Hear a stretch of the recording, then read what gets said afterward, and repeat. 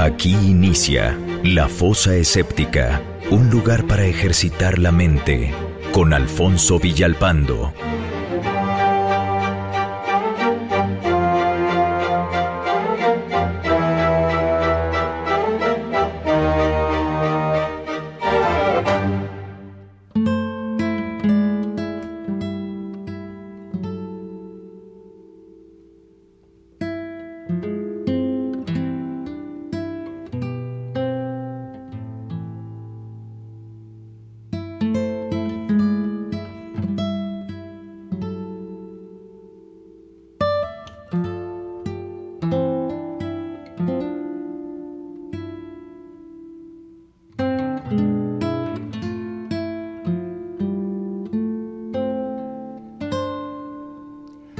Hola amigos, ¿cómo están? Bienvenidos a esto que es el episodio número 201 de La Fosa Escéptica. Como les comentaba el otro día, ya llegamos a los 205 años de La Fosa Escéptica y seguimos aquí al pie del cañón. Quiero saludar afectuosamente a todas las personas que se han estado integrando al grupo de Facebook, al grupo de Telegram y también a todos los que han decidido suscribirse al canal de YouTube de La Fosa Escéptica, que poco a poco, pero ahí va creciendo firmemente. Y entonces quiero agradecer a todos los que se han integrado en el grupo de Facebook. Ya somos más de 500 personas y el debate y la plática se pone bien agradable. Igual si tienen oportunidad, vayan al grupo de Telegram, porque ahí estamos, me sonó como a manada, sino que algunos de los miembros del grupo de Telegram comparten unos textos y unos libros y videos muy interesantes realmente. Entonces, pues les agradezco no solamente que estén, sino su actividad, ¿verdad? Que sean miembros activos, que les guste transmitir la información, que muchas veces es muy complicado conseguir, ¿verdad? Sobre todo en lo que se refiere a libros sobre ateísmo, escepticismo, y me da mucha satisfacción, la verdad, ser parte de estos grupos. Y bueno, cada uno tiene su propia dinámica, entonces pues se los agradezco muchísimo. ¿De qué vamos a hablar hoy? Bueno, pues uno de los argumentos más usados por la cristiandad ha sido el victimismo. A menudo apelan a su posición como víctimas de la sociedad porque, ay, pobrecitos de ellos, ¿verdad? Fueron perseguidos y son perseguidos actualmente por todo el mundo. Y es que cuando no quedan argumentos para defender las afirmaciones que uno realiza, apelar a la discriminación es la salida más fácil. Y esto a pesar de que incluso han sido y siguen siendo mayoría en prácticamente todos los países.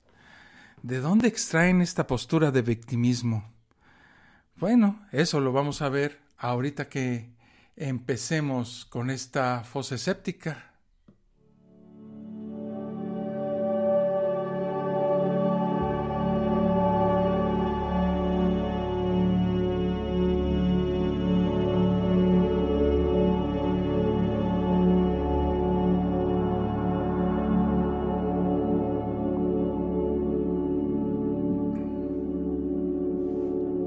Saludo afectuosamente a Juan Sánchez, que ya se presenta aquí en el chat en vivo de Spreaker. Dice buenas noches y a todos los oyentes desde Medellín, Colombia. Medellín, una de las ciudades más bonitas que he visitado de Colombia. Por supuesto, es una de las más bellas de todo el mundo. La ciudad de la eterna primavera le dicen, y es, ciudad hermana por el apodo de Cuernavaca, aquí en el estado de Morelos, donde yo vivo, no en Cuernavaca, pero sí muy cerquita de ahí, y también le dicen la ciudad de la eterna primavera. Bueno, ¿de dónde extraen esta postura de victimismo los religiosos, los católicos, los cristianos? Bueno, a pesar de que morir por una creencia es un acto inútil, y estas muertes obviamente se produjeron, lo que son las matanzas entre religiosos, y que son muy comunes hoy en día, ¿verdad? Pues fueron tan ferozmente perseguidos antaño, durante los primeros siglos, cuando se creó su leyenda favorita. ¿Durante cuánto tiempo fueron perseguidos? Y la pregunta oportuna ante tal postura es, ¿no se supone que Dios los protege? Porque dice la Biblia, Dios nos protege.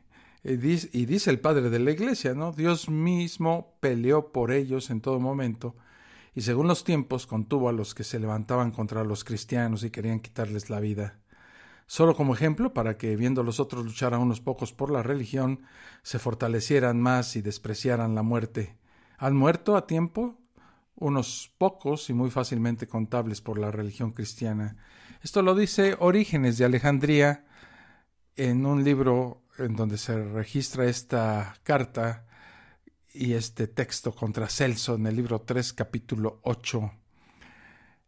¿Y qué dice San Agustín, otro de los fundadores del cristianismo? De esta manera, dice él, si deseamos declarar y reconocer la verdad, hay una persecución de parte de los injustos, la cual los impíos infligen a la Iglesia de Cristo, y hay una persecución justa, la cual la Iglesia inflige a los impíos, pero la Iglesia los persigue en el espíritu de amor, los otros en el espíritu de ira. San Agustín, carta 185, 417 de la Era Común. El Imperio Romano duró más de 1000 años y persiguió a los cristianos durante menos de 12 de ellos. El Imperio Cristiano, por decirlo de alguna manera, también duró más de 1000 años, pero persiguió a los no cristianos durante todos los años. Hasta los primeros años del siglo II de la Era Común, los administradores romanos eran ignorantes de la existencia de los cristianos. Durante una generación siguieron permaneciendo indiferentes a esta oscura secta judía, decían ellos, y sus muchas y diferentes facciones. Pero con el tiempo, esta indiferencia dio paso al desprecio y la irritación. El todavía marginal pero cada vez mayor número de cristianos volvió las desgracias del mundo romano hacia su propio beneficio. Los radicales dirigieron sus esfuerzos hacia las viudas asustadas y niños abandonados, hacia el esclavo y las clases marginales y criminales. Cada derrota en la batalla, cada pestilencia y desastre natural fue aprovechada como evidencia de la censura divina y de una retribución hacia ellos. Con celo y anticipación, los cristianos predijeron más ruina y desolación para el imperio. Entre los pueblos irresponsables de las grandes ciudades, el temor al juicio inminente y la amenaza de tormento eterno se extendió como un contagio. Solo mediante la sumisión a Cristo, o lo que es lo mismo hacia sus líderes sectarios, podían otorgar la esperanza individual para la salvación. Para los cristianos, Babilonia, una tergiversación de las Escrituras adaptada a la época para denominar a Roma, debido a que ésta permitía la multiculturalidad, seguramente caería y la mayoría de la humanidad perecería. Sin embargo, fue solo cuando el imperio estaba en peligro que el Estado romano actuaba violentamente contra los entusiastas de Cristo, y solo entonces, porque los prejuicios obstinados de los fanáticos socavaban las medidas desesperadas adoptadas por el imperio para defender a la civilización romana. Mediante un concertado e insistente psicoterrorismo, los cristianos, desde sus comienzos en la última parte del siglo I después de la Era Común, desmoralizaron a una población incomparablemente más grande y numérica que su secta. En última instancia, la autoconfianza y la majestuosidad del orgullo de Roma, que había arrebatado un mundo a los bárbaros, se fue debilitando y erosionando debido a los partidarios del Cristo. A mediados del siglo III, después de la Era Común, el imperio comenzó a fragmentarse. Con los regímenes separatistas en la Galia y Siria, y cuyo único recurso era dar bandazos hacia el despotismo militar y a un Estado corporativo. En el siglo III fue una época de inestabilidad crónica para el mundo romano. Después de que la corrupción fuera introducida por los monarcas sirios, la guardia pretoriana y luego las legiones fronterizas intervinieron repetidamente en la formación y ruptura de los emperadores. Esta militarización del Estado se refleja en la propia Iglesia, la cual a finales del siglo III se había purgado de mentes independientes y había sustituido a los elementos democráticos de la jerarquía disciplinada. Las facciones derrotadas, como cuerpos de tropas amotinadas, se separaron y continuaron una resistencia.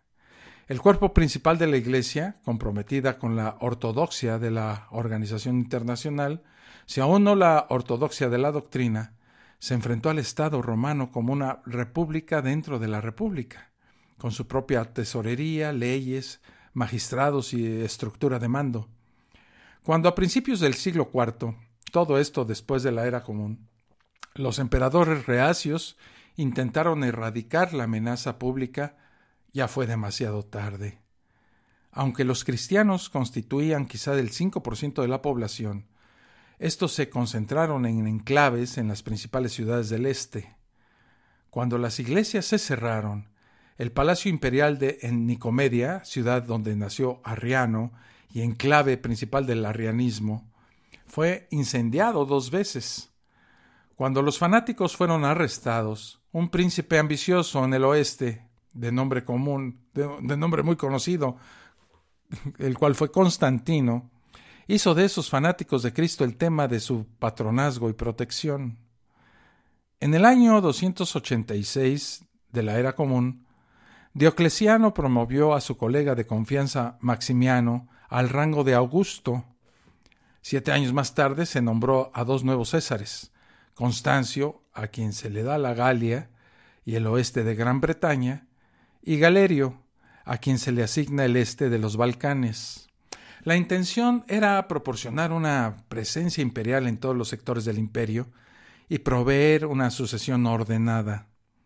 El 1 de mayo del 305 de la Era Común, Diocleciano abdicó, obligando a su coaugusto Maximiano a hacer lo mismo.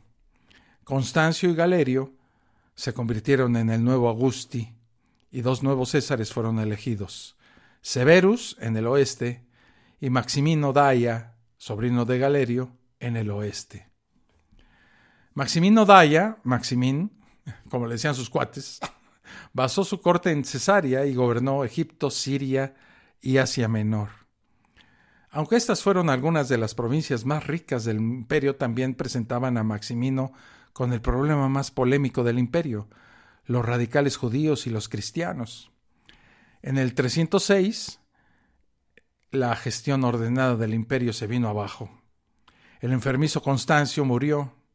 Severus se convirtió en Augusto, pero el ambicioso hijo de Constantino, Constantino, obligó a su aceptación como César desde su fortaleza en Trier. Luego otro descontento, Magencio, hijo de Maximiano, se proclamó Augusto en Roma. Galerio, el monarca de alto nivel, convocó a una conferencia en Carnuntum a finales del 308 para resolver asuntos. Severus había caído en la batalla contra Magencio y Galerio designa a Licinio, otro colega del ejército, en su lugar. Pero Licinio decidió permanecer con sus tropas en los Balcanes en lugar de actuar contra Magencio en Italia.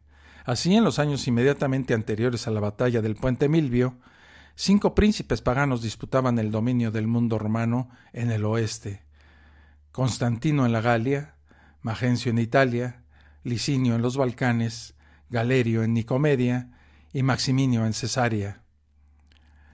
División de las provincias antes del año 312 de la Era Común. Galerio y Maximino, enfrentados con un problema cristiano, desmoralizando a sus fuerzas y causando conmoción en las ciudades, adoptaron una línea de política severa hacia los obstinados fanáticos. Licinio dio marcha atrás en la política oficial. En el oeste, donde las facciones de la Iglesia de Roma y Cartago estaban en conflicto, Magencio adoptó una política de tolerancia con la esperanza del apoyo cristiano para su rebelión. Constantino, en la Galia pagana, donde no existía problema cristiano, para no ser desbordado, se proclamó protector de los cristianos. Y luego, en el año 311, Galerio murió. Licinio y Maximino dividieron el este a lo largo del Bósforo, con Maximino tomando posesión del corazón del imperio. Sus emisarios buscaron una alianza con Magencio en Italia. Al año siguiente, Constantino hizo su movimiento y derrotó a Magencio en el Puente Milvio. Voy a seguir platicando de este relajo de los emperadores romanos porque tiene su relación en cuanto a que los cristianos dicen que siempre han sido perseguidos y pues estamos haciendo un poco de historia para ver si esto es cierto o no. Yo regreso en un segundo después de esta pausa. Estás escuchando La Fosa Escéptica, un lugar para ejercitar la mente.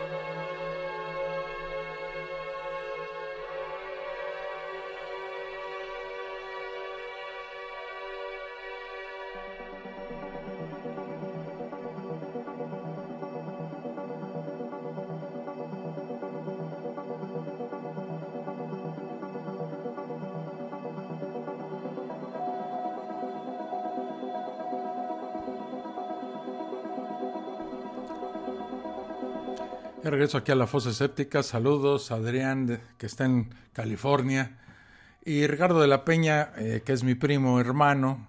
Dice: saludos, mi licenciado, saludos a todos. Si esos cristianos están tan devaluados que van a acabar crucificándose entre ellos, pues la verdad es que sí. A falta de clientes, pues entonces van a tener que empezar a crucificarse entre ellos. Dice Hectito Ciales: ¿cómo estás? Buenas noches a todos en Puerto Rico. Oye, pues mi hermana estuvo por ahí este fin de semana en Puerto Rico y todos oímos maravillas de ese lugar. Yo no lo conozco, desgraciadamente, pero ya tendré tiempo de ir. Bueno, ¿en qué nos quedamos? Después de todos estos movimientos entre los emperadores, porque el imperio con los emperadores se dividió entre los del este y los del oeste, ahora 3 príncipes luchaban por la supremacía. A estas horas del partido, Maximino trató de derrotar a sus adversarios cristianos en las grandes ciudades del este, organizando a toda prisa a los sacerdocios paganos dispares en una jerarquía para que coincida con los cristianos. Pontífices y sumos sacerdotes metropolitanos, elegidos entre las familias nobles, se otorgaron los poderes de los magistrados para hacer cumplir los edictos del sacrificio. Los templos fueron restaurados y los ceremoniales vigorizados introducidos. El gobernador de Antioquia, Teotecno de Antioquia, incluso hizo circular unas forjadas memorias de Poncio Pilato con un Cristo echando una luz desfavorable. Les leo un poquito aquí. El celo y el rápido progreso de los cristianos despertaron a los politeístas de su indiferencia supina en la causa de esas deidades a quienes la costumbre y la educación les habían enseñado a reverenciar. Este es el libro de decadencia y caída de Cristo, ¿verdad? De Teotecno de Antioquia. Mientras tanto, el astuto Constantino forjó una alianza con Licinio para dividir el mundo. En Mediolanum, Constantino se casó con la hermana de su antiguo rival y juntos promulgaron el llamado Edicto de Milán, concediendo a los cristianos y a otras denominaciones la libertad de religión. Era una política destinada a provocar una mayor dificultad a Maximino. Este enfurecido, Maximino, se vio forzado a marchar con sus tropas a través de Asia Menor en las profundidades del invierno para tomar Bizancio en un asedio. El contraataque de Licinio con sus nuevas tropas derrotó a las exhaustas tropas de Maximino y este huyó de regreso a Tarso. Maximino enfermó y murió para el júbilo de los obispos cristianos. El triunfo de Licinio fue de corta duración. Después de haber eliminado al enemigo más implacable de Constantino, Constantino le devolvió el favor mediante la destrucción de su ejército y la ejecución de su no amado cuñado. Así fue como un monarca eminentemente calificado como cristiano surgió como el amo del mundo. Balance de las víctimas de la historia de Eusebio, que sin embargo puede recogerse que solo 9 obispos fueron castigados con la muerte, y ese nos asegura, por su enumeración concreta de los mártires de Palestina, que no más de 92 cristianos tenían derecho a ese honorable apelativo. Palestina puede considerarse como la parte 16 del Imperio de Oriente. Es razonable creer que el país que dio origen al cristianismo produjo al menos una 16ª parte de los mártires que sufrieron la muerte dentro de los dominios de Galerio y Maximino. El conjunto podría, en consecuencia, equivaler a cerca de 1500, un consumo anual de 150 mártires, dice Gibbon en su libro Decadencia y Caída. Gibbon calcula en 1500 mártires toda la década del clima de persecución en el este más poblado. Las provincias occidentales se vieron poco afectadas y las persecuciones como las ocurridas eran de breve duración. En total, pues, el asalto pagano a los cristianos a lo largo de un periodo de 300 años reclamó un poco menos de 2000 personas. Podríamos establecer este número comparándolo con cualquier otra cifra. Por ejemplo, las víctimas de los juicios de brujas, quemaduras y linchamientos durante el periodo entre el 1300 y el 1800 se ponen de manera conservadora entre 35 y 65,000, aunque muchas estimaciones son mucho más altas. Las víctimas de la Inquisición, aunque a veces de forma especulativa pues se ponen millones, en todo caso superó con creces cualquier cosa soñada por el más cruel de los emperadores romanos. El propio Gibbon dibuja un contraste con los 100,000 holandeses protestantes comprometidos con el verdugo bajo el católico Carlos V de España. Pero la comparación real es entre los 1000 años de los 15 siglos de oscuridad que iba a seguir la civilización grecorromana. Y luego siguió un periodo de recuperación, el jardín de tortura cristiano. ¿Qué nos dice, por ejemplo, Richard Fletcher en La conversión de Europa, que es su libro? Donde quiera que miremos, los obispos estaban animando a las élites terratenientes a tomar las firmes y coercitivas medidas para hacer que el campesinado cristiano, nos guste o no, esto es lo que nuestras fuentes nos dicen una y otra vez. Las demostraciones de la potencia del Dios cristiano significaban la conversión, los milagros, prodigios, exorcismos, quema de templos y sensacionalismo santo eran en sí mismos actos de la evangelización. Con el triunfo de Constantino, los presos entraron en posesión del asilo. Sus locuras se convertirían en la única visión del mundo aceptable. Las tonterías demoníacas, ideadas en la mente psicótica del teólogo piadoso, poblaban el mundo natural con fantasmas monstruosos y pusieron a familiares satánicos en cada querida primaveral y venerable arboleda. Las descripciones cada vez más espeluznantes del infierno infundieron temor y terror. Cada pueblo y aldea fue contaminada por la malevolencia ilimitada, de la que la única liberación era la completa sumisión a la Santa Madre Iglesia y sus rapaces agentes. Constantino se puso a la cabeza del colectivo de fraternidades cristianas, recompensó a sus obispos y obtuvo su adulada adoración. El fanatismo fue puesto ahora en servicio como la propaganda de un monarca divino. El fanatismo fue dirigido no solo hacia el pagano y el escéptico, sino también hacia los hermanos que no habían logrado comprender la verdadera naturaleza de la revolución política o que no habían podido adaptarse a la servidumbre en el reino del mundo y todavía echaban sus ojos con nostalgia hacia un esperado reino de los cielos.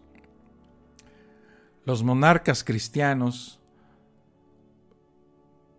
sobrepasarían en la resolución y la crueldad las suaves tentativas de los césares paganos de eliminar tales pensamientos inaceptables. ¿Qué nos dice Ramsay MacCullin en su libro El cristianismo y el paganismo entre el siglo IV y el VIII? Dice así: en el siglo abierto por la paz de la Iglesia, más cristianos murieron por su fe a manos de sus hermanos cristianos que los que habían muerto antes durante todas las persecuciones. Solo un vistazo a una cronología de los asesinatos cometidos por estos cristianos despeja toda duda. Ya en aquella época, obras cristianas arremetían contra lo que ellos consideraban herejías, o sea que eran el resto de las religiones, ¿verdad? obras como Adversus a Hereses, que significa contra las herejías, y eran difundidas por cristianos como Irineo de León en el siglo II, o el Panarión de Epifanio de Salamis, además de los discursos de Agustín de Hipona contra ellos en el siglo IV. A menudo las catacumbas se usan como evidencia de la persecución, pero éstas servían como criptas y como lugares donde realizar el culto a sus santos. La construcción de criptas para este fin ya era usada por judeorromanos al menos 50 años antes de la era común. La única constancia de su uso como refugio pertenece también al siglo II, la atribuida a San Alejandro, muerto en el 115 de la era común. Solo un autor contemporáneo, Plinio el Viejo, menciona dicho incendio de Roma, sin darle la importancia que posteriormente se le daría. Es más tarde, a finales del siglo II y comienzos del III, cuando Dion Casio Cosellano, tildado de mentiroso y adverso a los emperadores, se inventa la leyenda de Nerón cantando el Iliu Persis mientras Roma ardía, ignorando por completo que Tácito ya había situado a Nerón a 53 kilómetros al sur de Roma, en Antium, actual Anzio, que éste se enterara del mismo, obviamente por la distancia, 4 días más tarde, o que el propio Nerón, una vez conocidos los hechos, abriera los jardines de Lúculo y de Mecenas para auxilio de las víctimas. Y la única fuente que menciona el tamaño del incendio de Roma es una carta cristiana en la que supuestamente Pablo mantiene correspondencia con Séneca. En ella se afirma que en él se incendiaron 132 casas y 4 bloqueos han sido quemados en 6 días, y el 7º trajo una pausa. Pero este se considera un texto apócrifo desde hace tiempo y se atribuye a uno o a varios autores desconocidos del siglo IV. Lo irónico de esto es que ni aun con esa cifra el incendio fue tan grave como lo pintan.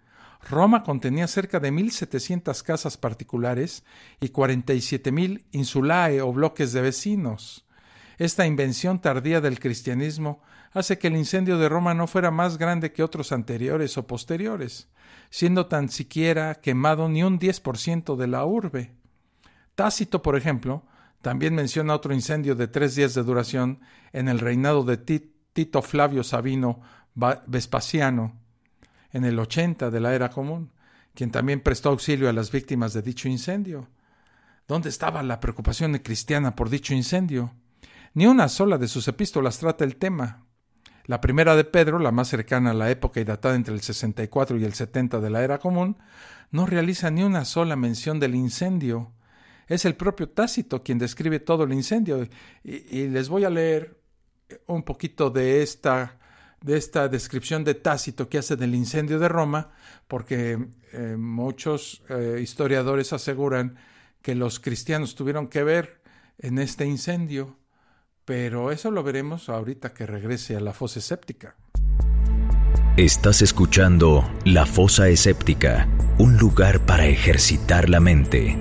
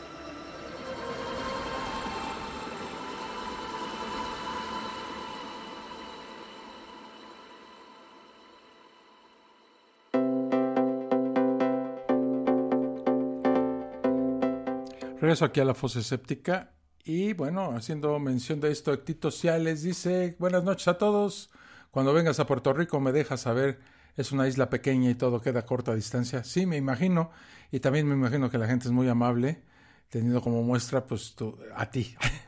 Dice Pablo Llorens: Buenas noches, Alfonso y amigos de La Fosa. Un placer escuchar el programa. Gracias, Pablo. Un saludo hasta allá, hasta Uruguay, donde Pablo Llorens no le falla con La Fosa Escéptica. Muchísimas gracias. Pues que les hago la descripción de Tácito del incendio, que dice así, sacado de sus textos, Siguióse después en la ciudad un estrago, no se sabe hasta ahora si por desgracia o por maldad del príncipe, porque los autores lo cuentan de entrambas maneras, el más grave y el más atroz de cuantos han sucedido en Roma por violencia de fuego. Salió de aquella parte del circo que está pegada a los montes Palatino y Celio, donde comenzó a prender en las tiendas en que se venden aquellas cosas capaces de alimentarle, o sea, el fuego, ¿verdad? Hízose con esto tan fuerte y poderoso que con mayor presteza que el viento que le ayudaba, arrebató todo a lo largo del circo, porque no había ahí casas con reparos contra este elemento, ni templos cercados de murallas, ni espacios de cielo abierto que se opusiesen al ímpetu de las llamas, las cuales, discurriendo por varias partes, abrazaron primero las casas puestas en lo llano y subieron después a los altos, y de nuevo se dejaron caer a lo bajo con tanta furia que del todo prevenía su velocidad a los remedios que se le aplicaban. Ayudóle al fuego el ser la ciudad en aquel tiempo de calles muy angostas y torcidas a una parte y a otra, todo sin orden ni medida, cual fue el antiguo edificio de la vieja Roma. A más de esto, las voces confusas de las mujeres medrosas, de los viejos y niños, y de los que, temerosos de su peligro o del ajeno, estos se apresuraran para librar del incendio a los débiles y aquellos que se detienen para ser librados. Lo impiden y embarazan todo, y muchas veces, volviéndose unos y otros a mirar si los seguía el fuego por las espaldas, eran acometidos de él por los lados o por el frente. Y cuando pensaban ya estar en salvo con retirarse a los barrios vecinos, a los que antes habían juzgado por seguros, los hallaban sujetos al mismo trabajo. Al fin, ignorando igualmente lo que habían de huir y lo que habían de buscar, henchían las calles y se echaban por aquellos campos. Algunos, perdidos todos sus bienes y hasta el triste sustento de cada día, y otros por el dolor que les causaba el no haber podido librar de aquel furor a sus caras prendas, se dejaban alcanzar de las hambrientas llamas voluntariamente. Ninguno se atrevía a remediar el fuego, habiendo por todas partes muchos que no sólo prohibían con amenazas el apagarle, pero arrojaban públicamente tizones y otras cosas encendidas sobre las casas, diciendo a voces que no hacían aquello sin orden, o que fuese ello así, o que lo hiciesen para poder robar con mayor libertad. Hallábase Nerón entonces en Ancio, y no volvió a la ciudad hasta que supo que el fuego se acercaba a sus casas por la parte que se juntaban con el palacio y con los huertos de Mecenas. Y con todo eso, no fue posible librar del incendio al mismo palacio, a las casas y a todo cuanto estaba alrededor. Mas él, para dar algún alivio al pueblo turbado y fugitivo, hizo abrir el campo Marcio, las memorias de Agripa y sus propios huertos, y fabricar de presto en ellos muchas casas donde se recogiese la pobre muchedumbre. Trajéronse de Ostia y de las tierras cercanas muebles y alhajas de casa, y bajó el precio del trigo hasta 3 numos, todo lo cual, aunque provechoso y deseado del pueblo, le era con todo eso muy poco acepto, por haberse divulgado por toda la ciudad y corrido voz de que en el mismo tiempo que se estaba abrasando Roma, había subido Nerón en un tablado que tenía en su casa y cantado en él el incendio y la destrucción de Troya, comparando los males presentes con aquellas antiguas calamidades. Al cabo de 6 días, tuvo fin el fuego en la parte más baja del monte Esquilino, habiéndose hecho derribar por largo trecho las casas y otros edificios, para que la violencia de las llamas se parase en aquel espacio de campo vacío y descubierto. No había aún cesado el temor, cuando volvió a encenderse otra vez el fuego, aunque más levemente y en lugares los más desabahados de la ciudad, que fue causa de que pereciese menos gente. Pero quien padeció más fueron los templos de los dioses, las galerías, lonjas y soportales fabricados para el recreo y deleite de los ciudadanos. Fue este incendio más infame que el primero, habiendo salido su violencia de las casas y huertos de Tigelino, que estaba en el arrabal emiliano, creyéndose que Nerón deseaba ganar para sí la honra de edificar otra nueva ciudad y llamarla de su nombre.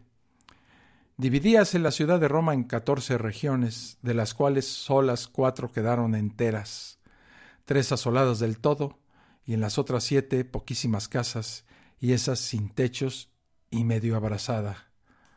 La pregunta que podríamos hacernos es quiénes fueron los causantes del incendio de Roma, porque con seguridad Nerón estaba en otro lado cuando esto se inició.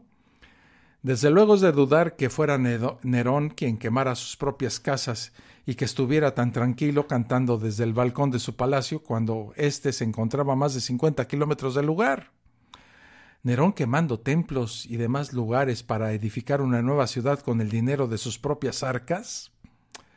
Al menos ese fue el rumor que propagaron los que posiblemente fueran los más interesados en quemar Roma. ¿Quiénes? Teniendo en cuenta los conflictos con los judíos que provocaron la Primera Guerra, no es extraño pensar que fueran grupos radicales de estos los causantes. Como hemos podido comprobar anteriormente, no es posible que Roma atribuyera la autoría a cristianos cuando estos eran un grupo totalmente desconocido. Difícil que los cristianos fueran perseguidos a mediados del siglo I de la era común, cuando la preocupación principal de Roma se centraba en los judíos, motivo de la Primera Guerra Judeo-Romana en el año 70 de la era común. Josefo dedica años a investigar todas las sectas, pasando incluso varios de esos años conviviendo con ellas para después dejar constancia de todas ellas en sus obras. Tanto en su primera, que voy a leer, dice: cuando yo tenía 16 años, dice Flavio Josefo, me decidí a conseguir experiencia con las diversas sectas que están entre nosotros. Estas son 3, como hemos dicho muchas veces. La primera, la de los fariseos; la segunda, la de los saduceos; la tercera, la de los esenios. Porque yo pensaba que de esta manera yo elegiría mejor. Sí, examiné cuidadosamente a todos. Por lo tanto, sometiéndome a un estricto entrenamiento, pasé a través de los 3 grupos. Este fragmento está en el libro La Guerra de los Judíos, que es de Flavio Josefo. Y como en su segunda sección del libro, dice: además de estas 3 sectas, Judas el Galileo introdujo una 4. Sus seguidores imitan a los fariseos, pero aman de tal manera la libertad que la defienden violentamente, considerando que solo Dios es su gobernante y Señor. Esto lo dice en Antigüedades Judías, en el libro 18. No es hasta finales del siglo I de la era común, una vez que empiezan a difundirse los evangelios, conformándose esta secta como un grupo insignificante, derivado e independiente del esenismo, y cuando ya en el siglo II se hace aprecio de ellos, aunque no el proclamado por los propios cristianos siglos más tarde. Dice Gibbon: la inocencia de los primeros cristianos fue protegida por la ignorancia y el desprecio, y el tribunal del magistrado pagano a menudo resultó ser el refugio más seguro contra la furia de la sinagoga. De entre todas las cartas encontradas en el siglo XVI y atribuidas a Ignacio, la muerte solamente se recoge en un texto conocido como Martirio Colbertino, un texto escrito posteriormente y cuya fiabilidad histórica se pone en duda. ¿Escribió Ignacio a fines del siglo I? Tradicionalmente, desde la crónica de Eusebio, la muerte de Ignacio y por consiguiente la datación de sus cartas ha sido relacionada con la persecución de Trajano. Eusebio coloca el martirio de Ignacio en el año 10 de Trajano, o sea, en el 107 de la era común. Lightfoot, después de un minucioso estudio, prefiere los años 100 al 118. El martirio colbertino lo situó en el año 107. Jerónimo, el 109. Ambos dependen de Eusebio. Todos los intentos de datación de las cartas se han basado hasta ahora en 2 suposiciones: que Ignacio fue víctima de una persecución y que esta persecución tuvo lugar en tiempos de Trajano. Si no se admite la hipótesis de una persecución, por carecer de base documental y estar en abierto contraste con el tono y el léxico de las cartas, la datación queda de nuevo en suspenso. Durante el imperio de Decio se exigió a todos los ciudadanos del imperio, no solo cristianos, que obtuvieran un libelo, o sea, un juramento de lealtad. Con un pago adecuado, los cristianos acaudalados podían comprar este libelo fuera de la cárcel con una tarjeta, ¿verdad? Y con esta tarjeta no se tenía que hacer el juramento de ser romano. 46 de tales certificados fueron publicados, todos datados de ese mismo año, en el 250 de la Era Común. 4 libelos de estos se encontraron entre los miles de papiros en la excavación arqueológica cerca de Oxirrinco, en Egipto. La persecución iniciada por Decio fue en sí misma el primer ataque general contra el cristianismo jamás emprendido por el gobierno romano como una cuestión de política deliberada. Es esencial reconocer que ningún emperador antes de Decio, en la mitad del siglo III, montó una campaña organizada centralmente contra el cristianismo, y que hasta ese momento la cuestión nunca fue particularmente importante en la mente de cualquier emperador romano. Galerio, Licinio y Constantino pusieron fin a la gran persecución de los cristianos con dicho edicto. A estos además se les permitió vivir como tales y asimismo reconstruir sus lugares de culto religioso. Constantino hizo con el cristianismo lo mismo que otros líderes con otras creencias. Aprovechó la credulidad del pueblo controlado por los líderes políticos religiosos, como obispos, clérigos, ¿verdad?, ganándose el favor de estos para así poder cimentar su poder. De hecho, este no sería bautizado hasta su muerte. Los benevolentes cristianos ensalzan su figura debido a que éste favoreció al cristianismo, al igual que tiempo atrás otros emperadores tomaron el favor de los fieles de dichas religiones. ¿En qué consistía este favorecimiento? Algo tan pacífico y amoroso como legislar leyes favorables hacia ellos y contrarias hacia el resto de creyentes de otras religiones, y la persecución de estas religiones paganas, o más bien populares, e incluso a los de su misma religión. La destrucción y expropiación de templos de esas religiones, que había sido a nivel sectario y local, se nacionalizó y extendió por todo el imperio. De hecho, el hijo de Constantino I y también fue emperador romano, Constancio II, siguió con la tradición familiar y política de tolerancia de su padre, una costumbre cristiana que duró más de 1 milenio y medio. Si existe una tradición cristiana verdaderamente tan antigua como sus orígenes, sin duda es esta. Hago una pequeña pausa y regreso aquí a la mismísima fosa escéptica. Estás escuchando La Fosa Escéptica, un lugar para ejercitar la mente.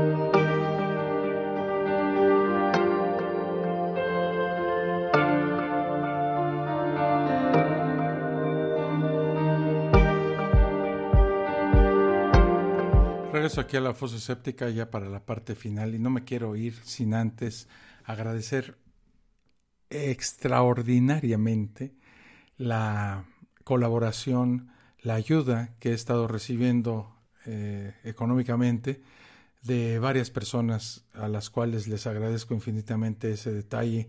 Manuel Ceballos, Nati Morín y Javieret en iVoox, que son mecenas, patrocinadores del programa mes con mes. Ustedes también pueden apoyar la Fosa Escéptica económicamente metiéndose en iVoox. En iVoox pueden ustedes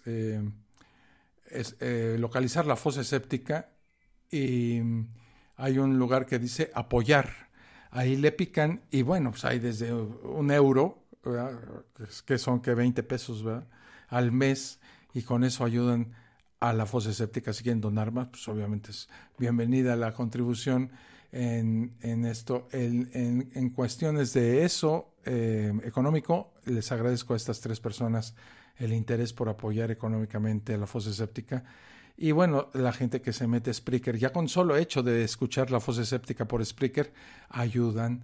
Y obviamente en el canal de YouTube de la Fosa Escéptica, en donde ya somos, ahorita les digo exactamente, 1,270 suscriptores, y eso ayuda al mantenimiento de la Fosa Escéptica en su totalidad, ¿verdad? Tanto el grupo de Telegram como el grupo de Facebook y el canal de YouTube. Y les agradezco muchísimo. El próximo miércoles en el canal de YouTube hablaremos de el diseño inteligente contra la evolución. Este tema que siempre ha sido una controversia muy grande entre religiosos y escépticos, ¿verdad? O las personas que adoptan una actitud científica hacia el hecho de la evolución, y que se contrasta, bueno, con la creencia religiosa del diseño inteligente. De eso vamos a estar hablando en el video próximo de la Fosa Escéptica en el canal de YouTube. Y vamos a estar tocando otros temas como el averiguar si existe el alma y otros temas también muy interesantes. Así es de que me despido por el día de hoy. Hoy fue una Fosa Escéptica corta debido a compromisos que tengo un poco más tarde. No pudimos hacer una Fosa Escéptica más larga, pero bueno, quiero agradecer también, dice Ricardo de la Peña, dice, seguro el incendio empezó por una veladora que dejó algún cristianito al santito en turno. No les falla esa tarugada. Pues sí, la verdad es que ha sido causante de muchos accidentes, muchos incendios, muchas muertes, el hecho de dejar veladoras prendidas. Uriel Nava dice, buenas noches a Alfonso y amigos de la Fosa, como cada semana un tema muy interesante, te lo agradezco. Pablo Jones dice, no se olviden dar me gusta para colaborar, amigos. Muchísimas gracias a todos los que se acercaron hoy al chat en vivo de la Fosa Escéptica en Spreaker, y a todos los que nos oyen, les agradezco mucho que lo hagan. Por mi parte es todo. Nos vemos el próximo domingo aquí en la Fosa Escéptica, y entre semana pues en el canal de YouTube. Que les vaya muy bien. Hasta luego, cuídense. Esto fue La Fosa Escéptica, un lugar para ejercitar la mente, con Alfonso Villalpando. Te esperamos en el próximo capítulo a través de Spreaker, Spotify, Apple Podcasts y iVoox.